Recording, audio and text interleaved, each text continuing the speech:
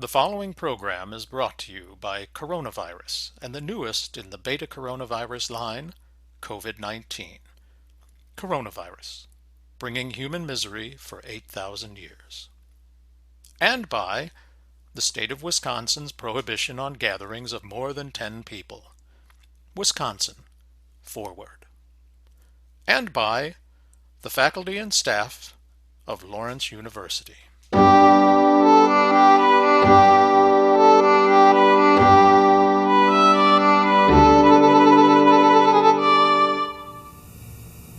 Hi, welcome to Historic Preservation, Lecture 14, the last lecture in this series on living history museums. Before we start talking about living history museums, I need to talk a little bit about what living history means. In a living history museum, there are actors, interpreters, who act as docents and guides and interpreters. We've seen this at the Villa Louis Historic House. We talked about this, where there are interpreters who are in period costume that serve as docents. At living history museums, there are the same kinds of things, where there are actors, often who portray a particular person in a particular time period. And they are the docents, the guides, and the interpreters of the houses, the places, the exhibits that are at the Living History Museum. There's extensive visitor interaction at Living History Museums, so that the actors are constantly engaging with the visitors. We talked some about how there are different ways to experience a museum, and kind of the most popular way is to have someone who is offering explanation and telling about things. That's really the core of living history museums, where the actor serves as a person who guides the visitor around and interacts with them directly, not just telling them about things, but directly engages them in understanding some historic period or place or event. These living history museums are portrayed as real places and real things, when in real reality, they're reconstructions. In Wisconsin, we have a place called Old World Wisconsin, which is a living history farm. It has some original buildings, but the majority of it is new construction, and it is a representation of real life in the past.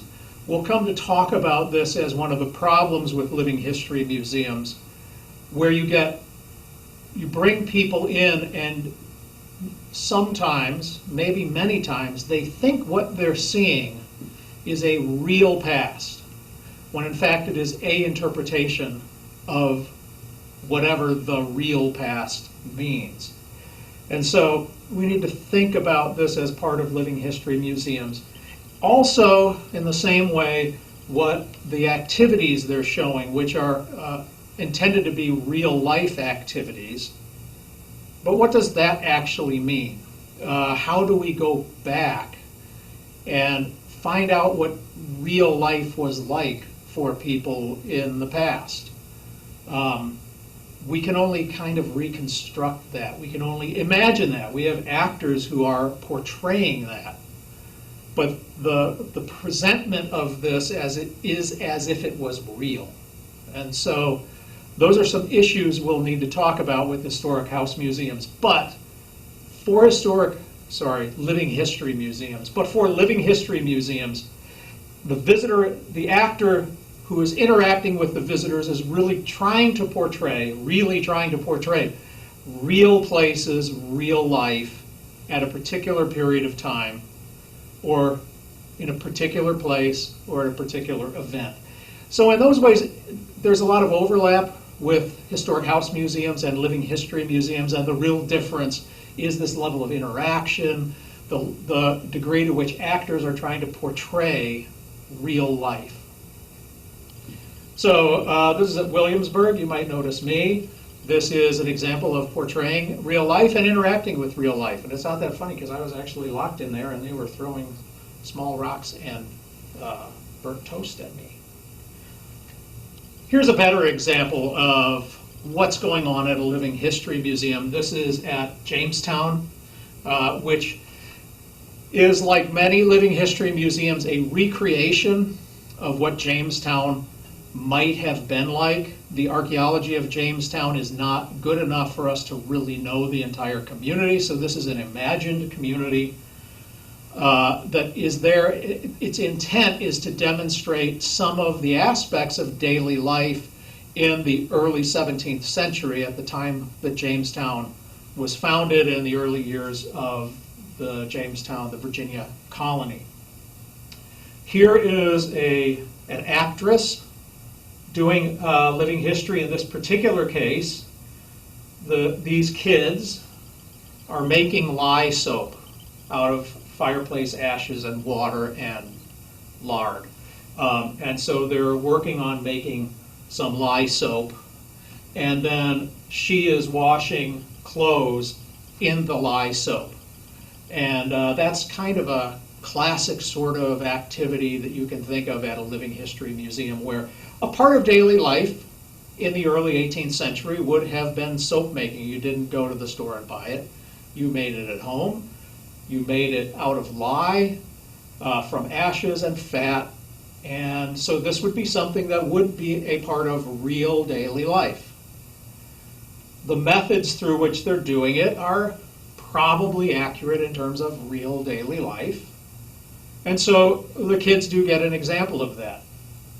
The flip side is that this isn't a real location. The actress will go home to her apartment or to her family and actually use, a bar of Dove soap to wash her hands or dishes or whatever. So there's this kind of, in living history museums, weird mix of reality and fantasy that is both a great benefit of them and also one of the concerns about what a living history museum really does and what it is. So let me take you to a living history museum, perhaps one of the best in the world. It's certainly one that I have great respect for. Mystic Seaport, which is in Mystic, Connecticut. This is an actual town. And the buildings that are here, many of them are original to the place, others have been brought in. So at one level, this is like a historic house site where we talked about houses are brought in. In some other cases, this is authentic. It's where some of these things were and some pieces of the harbor were. Mystic Seaport is supposed to represent Mystic as it would have been in the mid to late 19th century. One of the unique things about Mystic Seaport is that it is a working seaport. And in terms of museums, it educates, but it also, in a sense, does research in that it is creating and building vessels. It's rigging those vessels. It's doing all of the work in a community that would have been done to build and maintain sailing vessels. And so it isn't just a model or a play acting of a seaport building and readying ships. They're actually doing it. On the other hand, those ships are created for educational purposes, and a lot of what they actually are doing is just maintenance on the ships that are quite old and need a lot of maintenance. So again, is this real or is it play acting, and actually does that matter? So at Mystic Seaport, the actors are in fact workers, or we could maybe call them worker docents, who are doing the physical labor to build and maintain ships. And people come in as they're working and interact with them and talk to them, and they do their work while they're interacting with the public. There are interpreters at houses and stores and elsewhere who talk about life and like at other living history museums, provide activities for people to do. But it's an interesting place in that there really are people doing crafts work that's going to go on ships. So here's a blacksmith at work in the blacksmith shop. He's making things for these ships that are in the collection. He's also interacting with the public. Blacksmithing is real popular at living history museums, and to some extent it's almost a cliche to have a blacksmith. A lot of places that never had blacksmithing and never had any interest in blacksmithing probably have blacksmith shops. One of them is the Greeno Mansion, has a blacksmith shop. There's no evidence of blacksmithing ever having been done there. Blacksmithing was not a major activity in this area. It was timber and later paper. So metalwork was not that much. But there's a blacksmith shop, and pretty much any living history museum you go to, you'll find a blacksmith shop. And the question is, why? Because it's neat. There's flaming red stuff and sparks, and it smells different. And they're making stuff and hammering things. It's great to watch. And then they make stuff for the gift shop. So it's something you often see. Here, though, they're making stuff for the ships. There's a print shop there that prints things. That's another kind of cliche at living history museums, where there will be a print shop and they will print stuff out.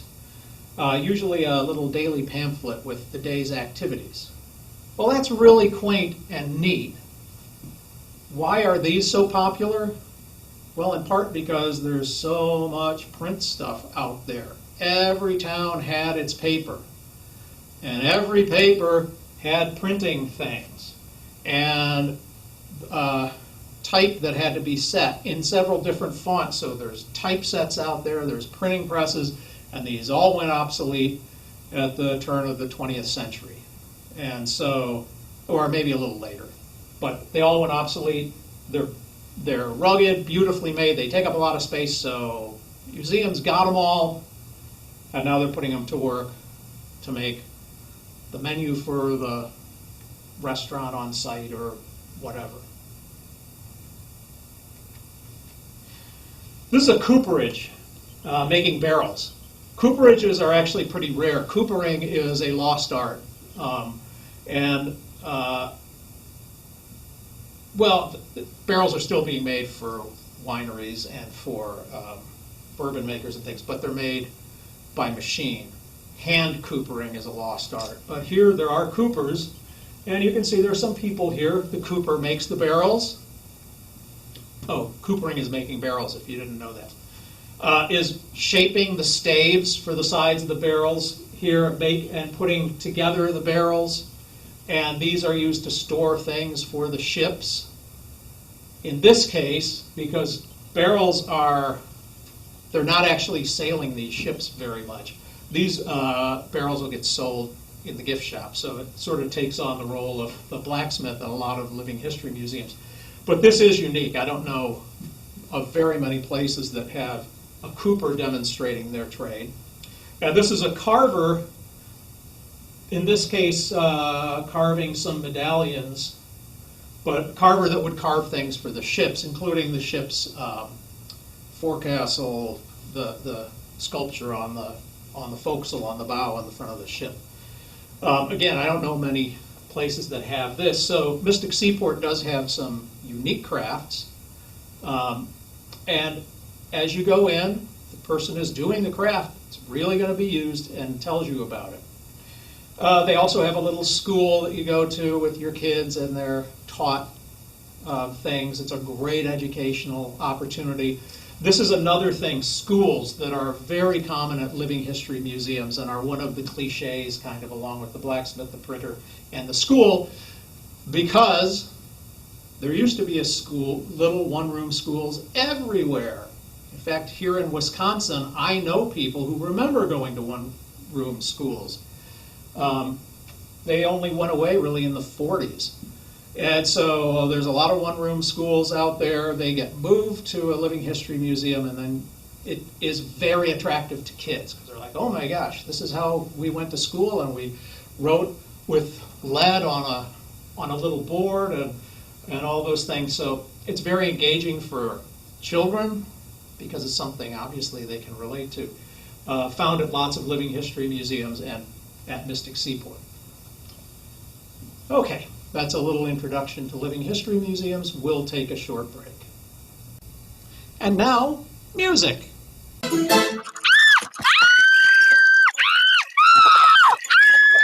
Now somebody, anybody, everybody scream!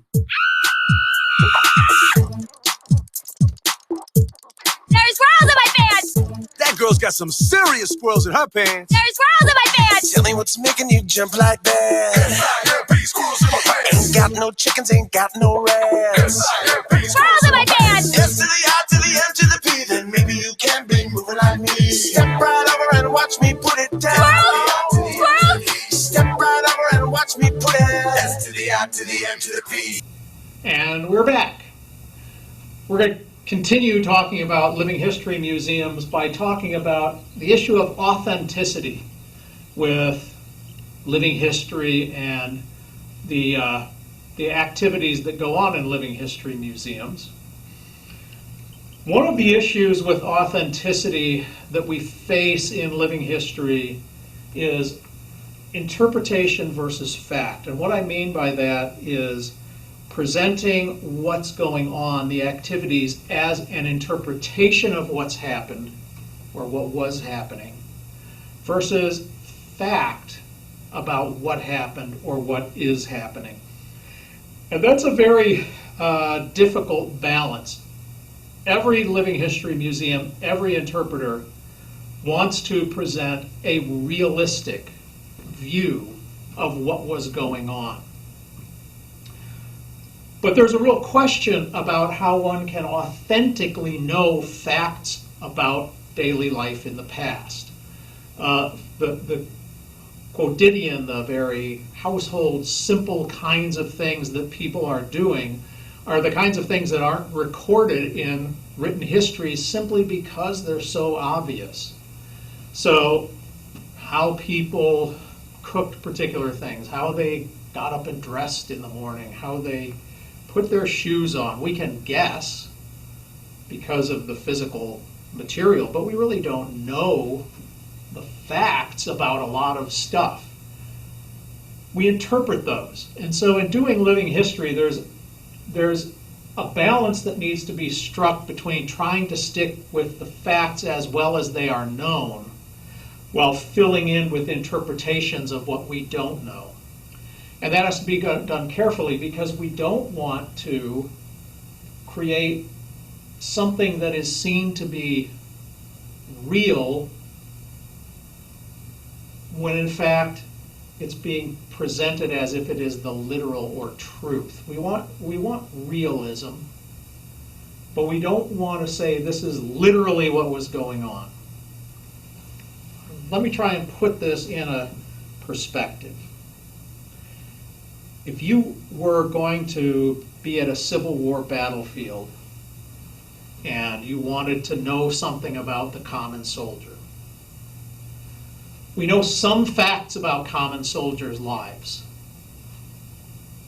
Let's say we're wondering about how they go to bed at night. Well, we know some facts about how they washed up, if they did, what they slept on. Do we know if they took their pants off before going to bed, or if they didn't, their socks, those things? We might have to interpret some of that. We may not know any of that. What we're going for there, though, is realism, and so that interpretation allows us to perform that act of going to bed realistically versus being literal and saying, well, we don't know this, so I'm just not going to do it. We don't know if I took my socks off, so I'm not going to do it, or I am going to do it. There needs to be a balance. So this balance between interpretation and fact, realism versus literalism, and then understanding versus accuracy. And what I mean by this is helping the visitor come to understand the past, what happened in the past, versus being absolutely accurate. We are people in the 21st century. we can't accurately or really go back and become a 19th century Civil War soldier. But we can create a situation where we balance that accuracy with just understanding of what's going on. We might want to bend some of the realities of soldier life so that people can understand that going to bed was a very quick and informal thing. People said, okay, bivouac, we can camp, and people just fell down and went to sleep. Well, we don't have to maybe do all of the most accurate stuff in order to get our visitors to understand. These are three aspects of being authentic that are problems, because at living history museums, we know that we don't get at facts all the time. We can't be literal in what we're presenting all the time, and we're not always accurate, and sometimes the accuracy you don't want, because what you're going for is an interpretation, a realistic interpretation that provides understanding to the visitors. And that makes accuracy suffer, or authenticity suffer. Is this an authentic experience? Well, what does that mean? Is it a real, true, factual, literal experience of a Civil War soldier, or is it there to interpret and bring understanding? And at living history museums, that has to always be a balance. And it's a very difficult balance to be able to bring about. So, all the slides I'm going to show you from now on are from Williamsburg, one of the great living history museums in the world, perhaps the finest, certainly the most diverse and well-funded. And here we have a tinsmith. He's making tin lanterns. Candle would have gone in there. The tin has holes in it so you can see the light, but the tin prevents the candle from being burned out. All right, let's look at the authenticity of this. We're looking for understanding and fact. Well, the fact is that there were tinsmiths, but this guy's not a tinsmith. And we don't actually know for a fact all of the ways that these tin things were made. We don't know for a fact that the person would have worn a hat inside. I think they probably wouldn't have. So we're interpreting what's going on, trying to give a look at what was going on. Are we being real? Well, we have a building, although it's probably a reconstruction, but it appears real. Are we going for understanding or accuracy? Well, here we probably get both.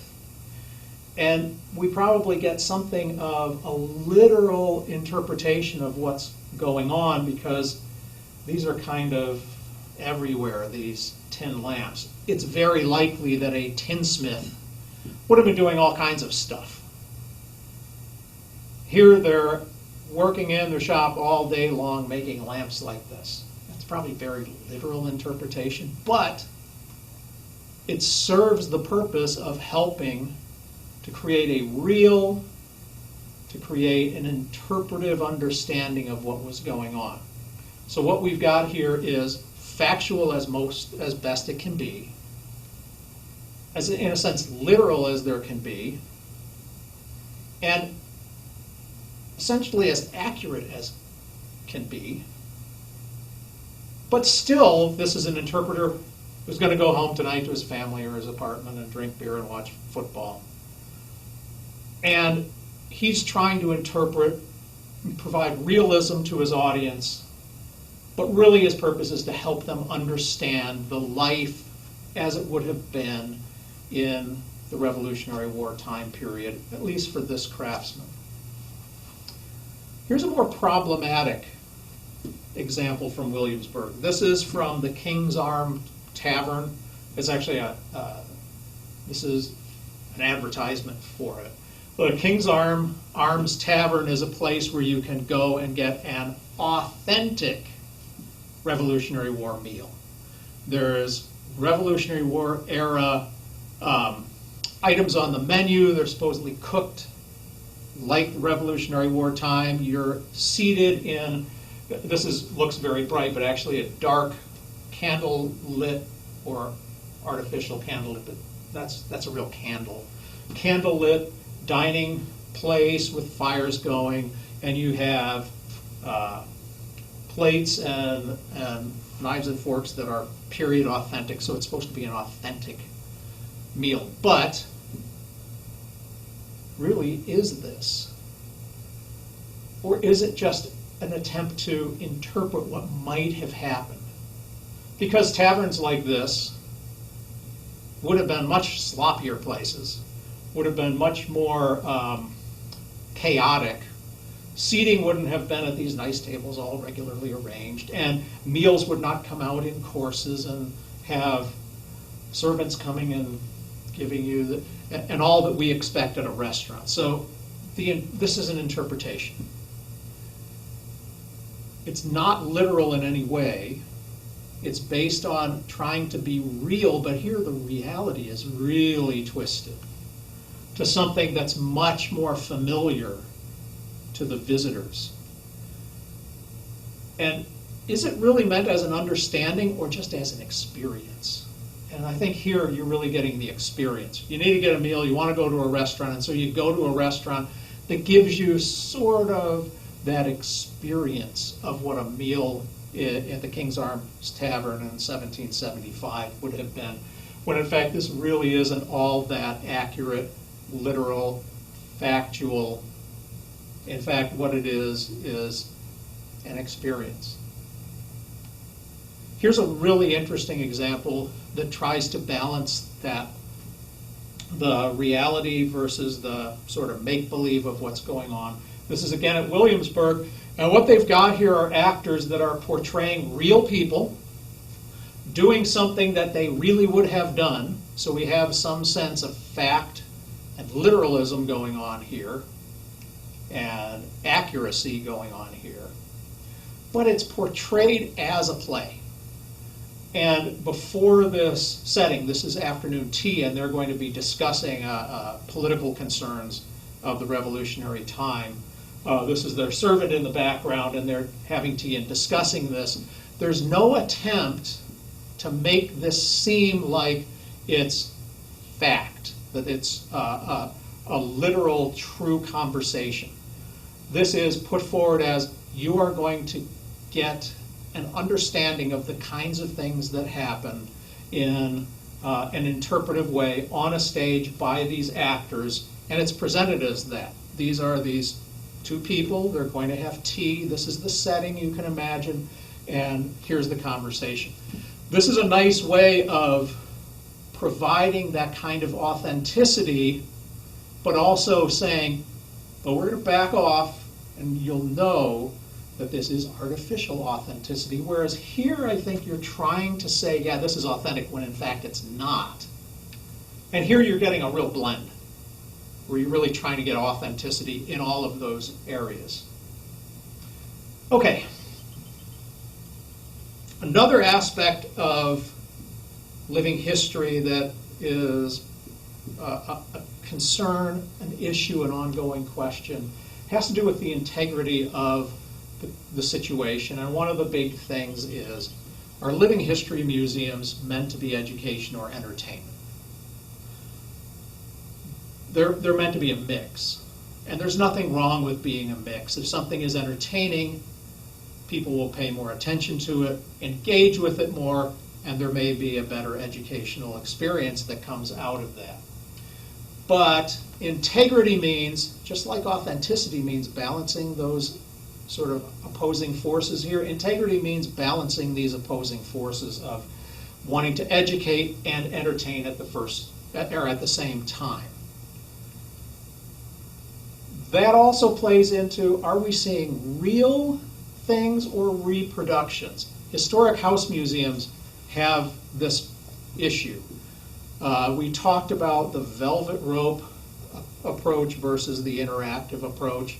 And in the velvet rope approach, you get real objects historically tied to a historic house. Whereas with the interactive mode, you tend to get reproductions. but that allows people to interact with them. Well, this is another piece of integrity. Is what you got in front of you, is what you're seeing, is it real? Is it from, in the case of Williamsburg, 1775 or sometime around there, or is it a reproduction? And in fact, one of the critiques of Williamsburg is that that division is not visible, that there's lots, the majority of Williamsburg is a reproduction, but it's presented as if it was real, and that's a problem because you're faking it. We go back to the King's Arms Tavern. It's presented as a real experience when really it's reproduction and, in a sense, entertainment.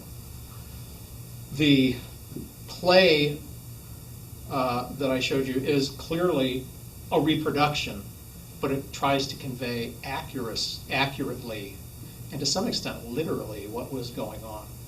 So that issue of integrity is an important one, and there's real concerns that things are taken as real when in fact they're reproductions, and that audiences don't know or visitors don't know. In more recent years, there has been a growing concern about the idea of commercializing people and people's lives. Living history museums are big outfits, and they are typically need lots of income in lots of ways and have programming that they have it continually to bring money in because they're expensive operations. One of the ways to do that, it's very common, is have you meet people, real individuals from the past. And you're not meeting, obviously, the real person because they're long gone, but you're meeting a person who represents that. Well, are you, in a sense, selling that person then? What does that all mean? And what about integrity? Are you presenting them for fun? Clearly it's a reproduction, but do people know that? And if we go back to authenticity, how are you interpreting, how are you understanding the person? That's very hard to portray authentically, especially if the person is not a well-known historic figure. So at Williamsburg, there's lots of people who have names, who are true historic figures who did things in the community that are represented by actors. And there is this concern in those kinds of contexts, are you commercializing people's lives? And if so, what does that mean? So, very popular activity at many living history museums is firing off guns and cannons and other big bangy things, because kids love it and adults love it. I love seeing that stuff.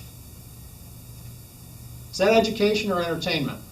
Well, it's kind of both, isn't it? I mean, it is really fun to see the cannons shoot off. But how much are you actually learning? You'll learn, you clean the thing out with water, and then you throw gunpowder in there, and then you put a cannonball in there, and you ram it all down, and then you light the light, and then bang, it goes off, and we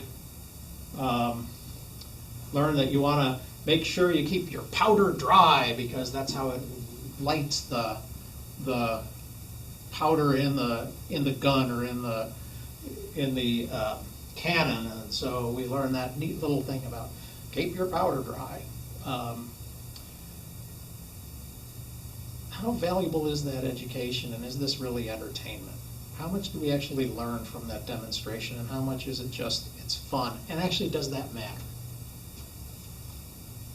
Does doing this damage the integrity of, in this case, Williamsburg, by doing a demonstration that's kind of fakey, just for the sake of getting a big boom?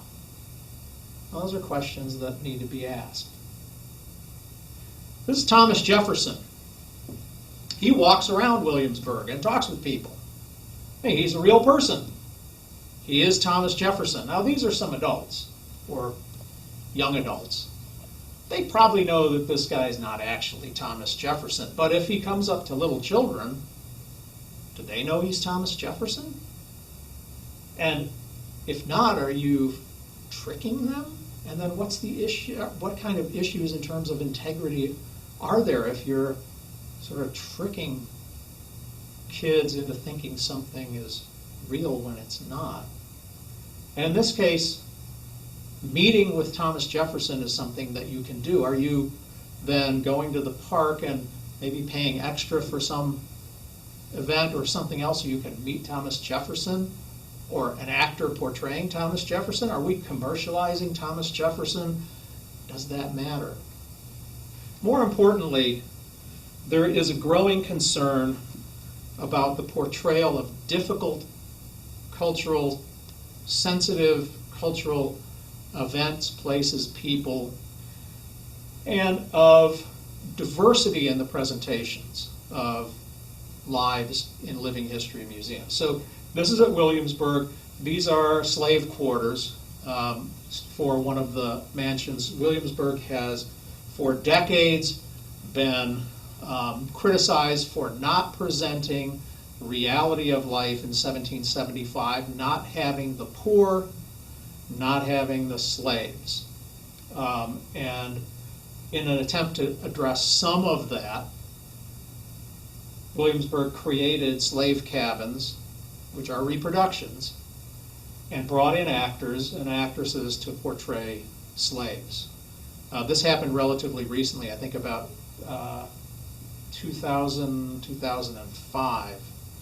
And it was controversial at the time because, as you see here, these look very nice when in fact they probably were quite run down and dirty. Although we don't know. That's kind of an interesting thing. We don't really know.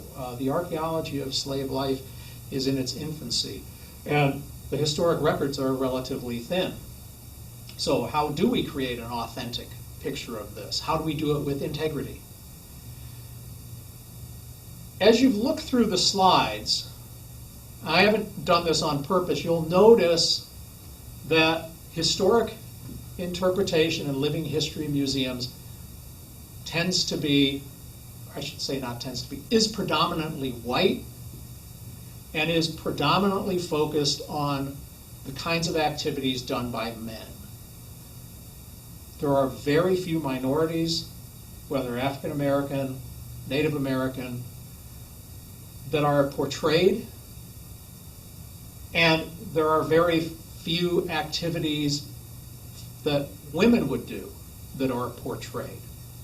There's actually relatively few direct presentations of children's activities or activities of the old. It's really focused at middle-aged, white, male activities, working age, white men's lives. And that leaves out a lot of people. So one of the important things that is happening now to bring about greater integrity at living history museums is really trying to diversify the viewpoints that are presented. And that's creating controversies too, because sometimes these are very difficult subjects to talk about, to portray. And that controversy is something that living history museums are learning to deal with so that they can continue their educational mission, even educating about very difficult, controversial topics. Lots of interesting issues with living history museums. Living history museums are doing okay compared to historic house museums, largely because they're run more professionally, they have better business plans, better finances. But still, all museums, and particularly historic museums and historic house museums, are struggling now. So, if you have the chance, or I should say when you have the chance, even go out of your way if you need to visit historic house museums when you come across them in your travels. Visit living history museums. To me, they're some of my favorite places, and I think for a person interested in historic preservation, they're a great place to learn and a great place to help historic preservation to move forward. And we're done. Thanks. Oh, hello there. Reading in your historic preservation book again on heritage tourism on page 332. Interesting quote. Note that Timothy Dolan and Stephen Boyd, actually it's Dolan Timothy, write in the Journal of Heritage Tourism, whether or not all heritage tourists seek some objective form of authenticity. Research has demonstrated that many do desire authentic encounters of some sort. And at least perceived authenticity creates a more satisfactory visitor experience. Perceived authenticity. Authenticity. What does that mean for a living history museum, for a historic site museum? Authenticity. Does that mean that it's real, that you're using real artifacts, real statements? Or does it mean that you're trying to behave in a way that would be appropriate for the time and the activity? Or does it mean that you're simply interpreting, not simply, interpretation's a difficult thing, interpreting as best you can the feel, the ambiance, the context in which something, someplace, somebody lived. Authenticity. It's a very difficult problem and a really interesting concept for you to think about.